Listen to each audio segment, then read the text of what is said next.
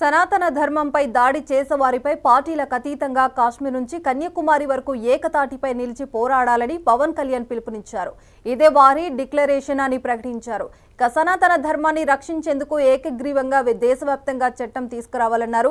అందుకు అనుగుణంగా తక్షణమే బోర్డును ఏర్పాటు చేయాలన్నారు. సనాతన ధర్మం గురించి మాట్లాడుతుంటే కొందరు సూడో మేధావులు ఇష్టారీతంగా మాట్లాడుతున్నారని పవన్ ఆగ్రహించారు. ప్రాయచిత దీక్ష చేస్తే అవహేళన చేస్తున్నారని ఫైర్ అయ్యారు. నాకు అన్యాయం జరిగింది, నేను బయటికి రాలా. అన్ని ధర్మాలకి గౌరవం ఇచ్చే సనాతన ధర్మానికి ప్రతిరోజు కొన్ని దశాబ్దాలుగా అవమానం చేస్తూనే ఉన్నారు, భరిస్తూనే ఉన్నాం. కల్తీ ప్రసాదాలు పెట్టారు. ఇదే తిరుపతిలో గతంలో జరిగిన వారాహి సభలో మీకు తెలియజేశాను, అపచారం జరుగుతోంది, సరిదిద్దుకోండి అని చెప్పాను. విన్లా 11 సీట్లకి భగవంతుడు కుదించిన బుద్ధిరాల.